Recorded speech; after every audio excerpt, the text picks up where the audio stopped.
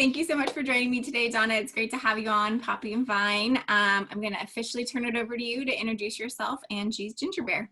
Yeah, thank you. Appreciate the opportunity and being here. And yeah, G's Hard Ginger Beer. So I embarked on this project about probably 3.5 years ago now. I started fermenting with ginger for my own digestive purposes, and I couldn't buy what I wanted to drink, and that was something that had all of the sort of the functional benefits and the awesomeness that ginger has without all of the sugar and the other ingredients that came with a lot of the beverages that were out there in the marketplace. And I also love foraging where I live here locally in the Napa Valley.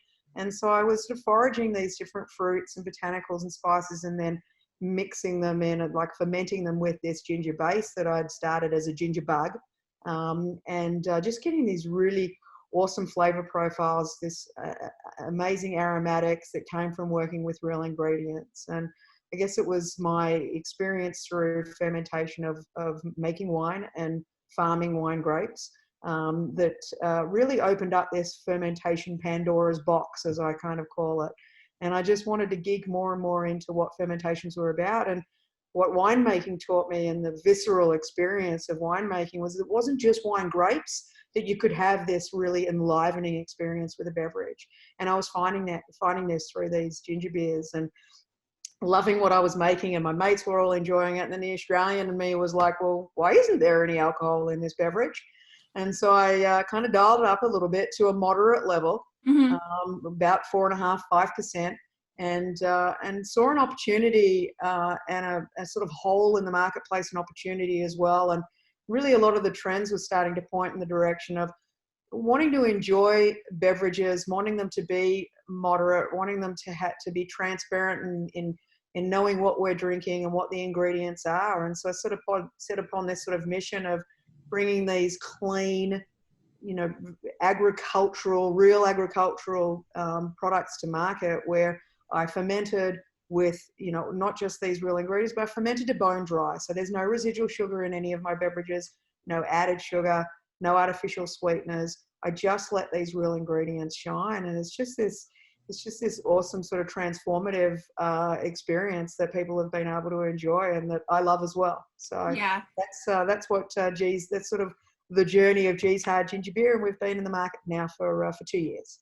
Yeah, it is a really different product compared to what is out in the market, and a really nice, pleasant change.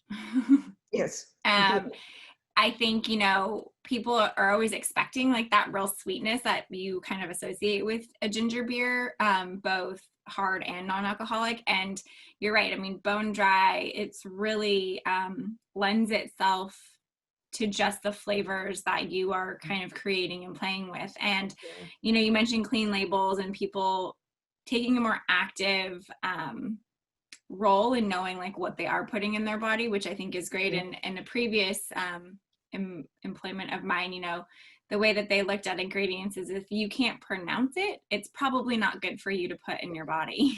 Totally. Yeah. And it's a super valid point. Like if it's like, if you're like, I'm going to need to go home and Google that.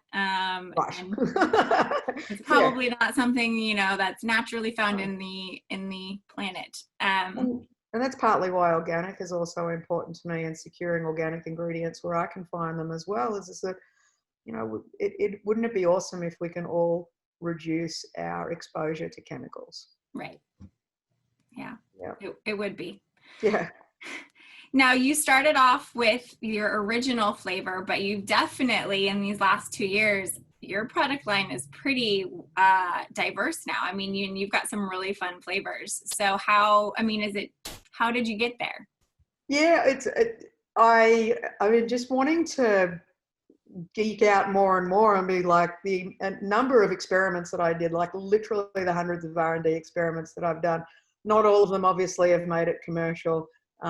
The original, which is a profile of Meyer lemon, and I say a profile because all of my R&D was done with Meyer lemons, actually a neighbour's tree here in my street. And side note, I'd trade them for ginger beer, for lemon, for Meyer lemons. When I went to scale the project, I couldn't find organic Meyer lemons year round. Mm. And so I was like, well, a Meyer lemon is actually just a cross between an orange and a lemon. So now I use fresh orange juice and fresh lemon juice, gives me that Meyer lemon profile. Equally with a couple of the other varieties, Wild One, for instance, which is fermented with fresh mint and lime.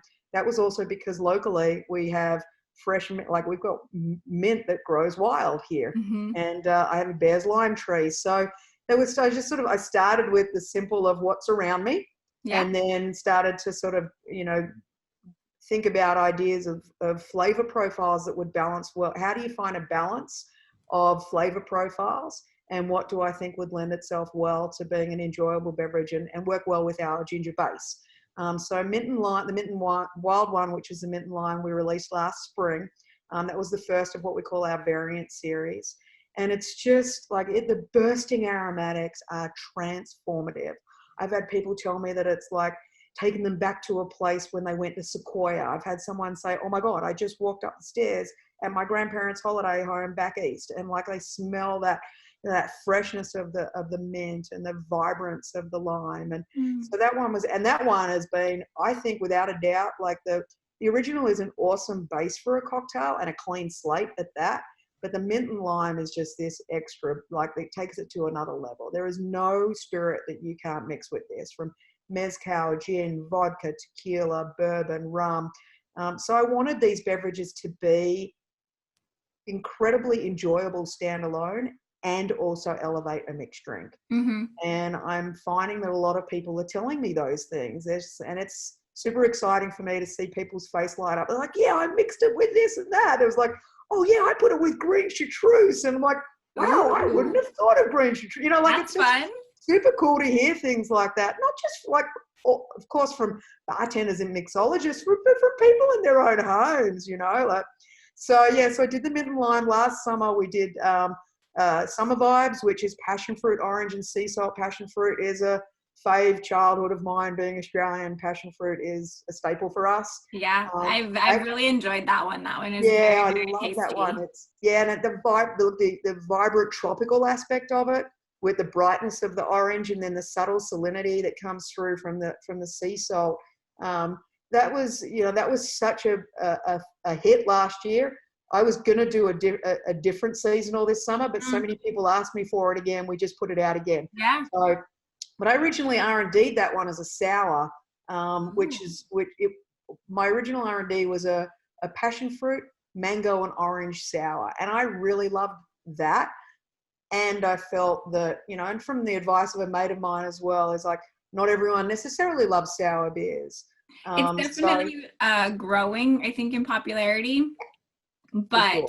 But it does have a special place for certain people. I particularly like sours. I love.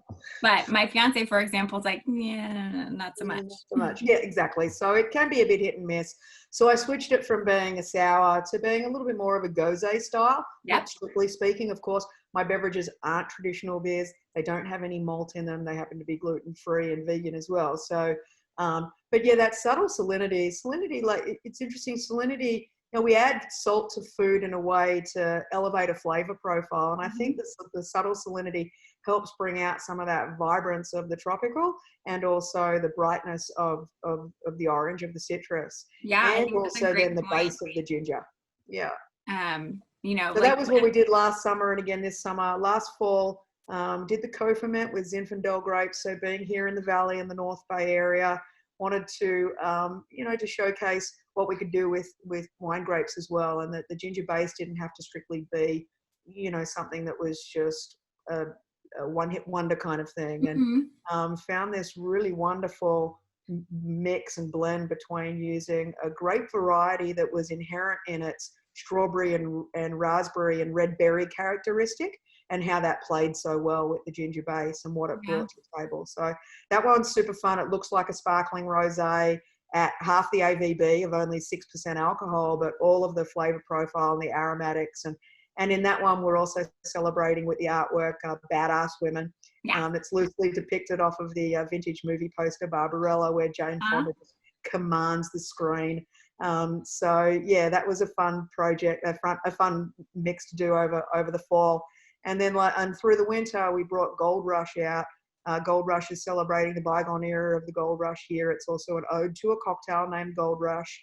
And in that one, we wanted more of that warming profile. So that is cinnamon, vanilla, lemon, star anise, and heather flowers. And that was super fun to work with. And it really is a very refreshing beverage standalone, but I actually enjoy mixing it with rye.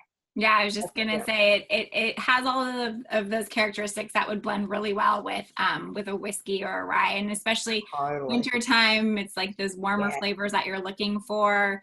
Yeah, that sounds delicious. Yeah, so I've enjoyed bringing some of these sort of R&D experiments to life and taking them sort of to a larger level as far as being able to scale them to commercial and have these still handcrafted small batches, seasonal batches, and as people have enjoyed certain ones, like it was awesome to get so much wonderful positive feedback from Summer Vibes that people wanted it again this year. I'm like, all right, I'd love to. So yeah, it was fun going back to the brewery with that again. Nice. And so where can folks find G's Ginger Beer? We are, throughout the Bay Area, from, the city in San Francisco, obviously North Bay, and East Bay and South Bay, the peninsula, everywhere. That's sort of, some of the independent retailers like the Berkeley Bowls, Good Earth, Oliver's Markets, Gus's Markets in the city, Total Wine and More through the peninsula, Molly Stone's up here in Napa County. We've got, Oxbow Market, the Hudson's at Oxbow has been a great supporter of ours, as is Sunshine Market up in St. Helena, my local. Sunshine's great. Sunshine's great. Gary's and Browns Valley Market in Napa. So we've got a lot of local placements. People have been great about supporting local, and I'm appreciative. We're a small brand that's growing, and it is a new category, and we are doing something different, but something that's fun, and hopefully more people want to get a hold of. Definitely. I think that the trend will continue for sure. I know I've shopped your product at Bottle Barn here in Santa Rosa, and I believe also Pacific Market, I believe. Pacific Market in Sebastopol. Okay. Yeah. So, I do know that's where I've been able to find your products before. So, and if people can they go onto your website and enter in their address and find the nearest location? Yeah, so if they go to gsgingerbeer.com, they'll find the Find Us page, and then it's, there's a heat map there that shows all the locations across the Bay Area. Perfect. I'm actually going to be sending a first load of product to Tahoe, our first account in Truckee this week. Yeah. Which is cool. Now we're up in Eureka as well. Nice. Hopefully when things start to open up again, and as the national parks open up, we're at Yosemite. Some really fun locations, and looking now to get distribution and expand and grow and just keep getting the good G's goodness out there. And just recently visiting Tahoe, G's is a great lake beverage for sure. Because again, you're not necessarily looking for a kick in the pants, while you're sitting there enjoying the lake, but to have something that's refreshing and low ABV, it's perfect. Yeah, it's very much, thrilled obviously that it's ticking the boxes of what consumers want, now. And me as well. This is a beverage that I've chosen to make because I've also chosen, this is the lifestyle kind of thing that, it's the refreshing. You get the moderate alcohol without what you're talking about. You don't get the sugar high with the and the sugar low, because there's no sugar. Look, the consumers want, and all of the trend is, the research is out there. They want these sort of better for you options, right? Made with, be it organic ingredients or just being more mindful of real ingredients, not have necessarily the ton of sugar on them or any of the additives. We are lower in calories by default because we have no carbohydrates as well. We're just a super clean, pure alcohol that's really flavorful and really, really tasty. And so, the gluten-free and vegan was important to us as well. Plant-based is something that is a movement of, I actually do eat meat, but I eat more of a plant-based diet. And then the gluten-free is, to be transparent about these things as well. It's not a good, bad, right, wrong thing, what your attributes are of your beverage. It's giving people the information that they know, but giving people options. Consumers want beverage options. And that's Right. what we wanted to be, as another beverage option, and to be transparent about what we put in our beverages and our nutrition panel. Because if you are diabetic and you need to be mindful of these things, you just want to know, it's like, Yeah, of course. we demand it in our food. Why don't we demand it with our alcohol as well? Yeah. So, we've always been transparent, and that's something that is important to me as well. And we're absolutely, looking at that sort of that wellness alternative in alcohol, and not because you have to, not because it's just, you can have your cake and eat it at the same time kind of thing with an Yeah. alcoholic beverage.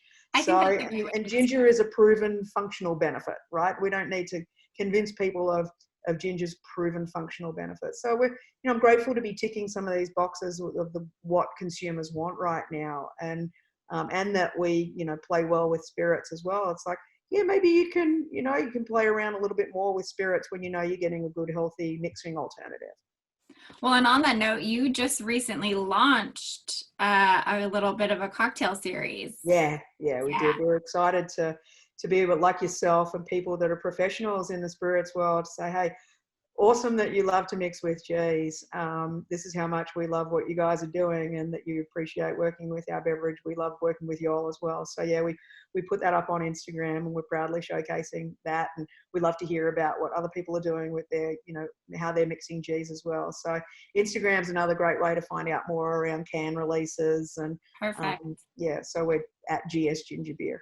Yeah. Great. Yeah. And so if somebody wanted to see the recipes and things like that, they would go to the Instagram page. Yeah, and also on our website, but totally the Instagram page, because it's all just really cool visuals and right there. And so yeah, it's fun and it's been fun to engage within the community as well. Yeah. So, I mean, you mentioned that you were kind of in the wine business prior to launching G's. I mean, is this where you thought you would be, right? I mean, when you... No, not specifically. I'm actually a commodities trader by original profession. So Oh yeah? I don't think I knew that. Yeah. I spent 10 years on a commodities trading floor between London and here in the United States.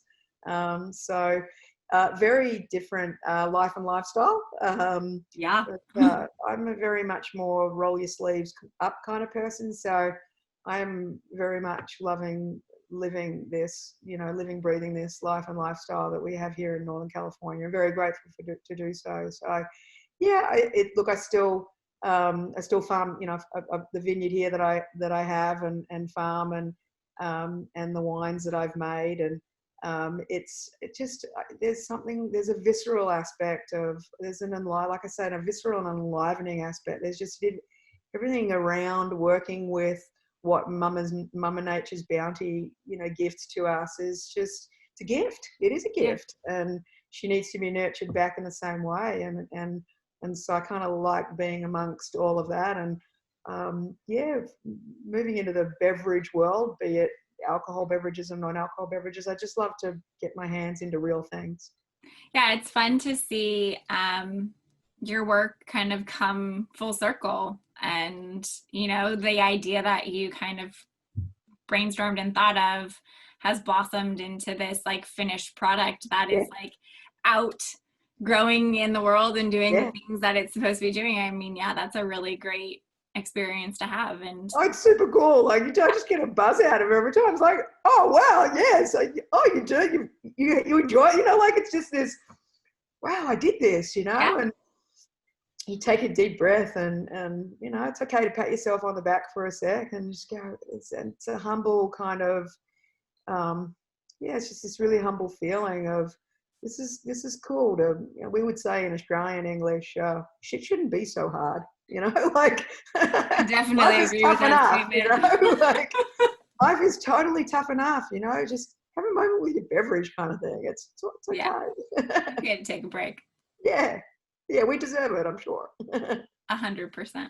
Totally. So yeah, I genuinely love it. And I'm still blown away by how certain things happen. And sometimes, the mistakes, look, I've had to destroy batches and have these big learnings along the way. And that's all part of it. And I put my big girl pants on and I've just also been inspired by so many people around me and how hard other people have done it too. It's like, it's not easy to do the things that a lot of people are doing. And so admiration to anyone that's, had an idea and just rolled up their sleeves and gone hard yakka at it. It's, what, Yeah. I'm just going to give this a go. And it's a lot of hard work, but it feels good to be so passionate about something that I love, that I want to do. Yeah, I agree 100%. Well, thank you so much for your time, Donna. It's been so great to chat Thank with you. you. This has been super cool. I appreciate it. You on. Cheers. Cheers. Talk to you soon. Bye.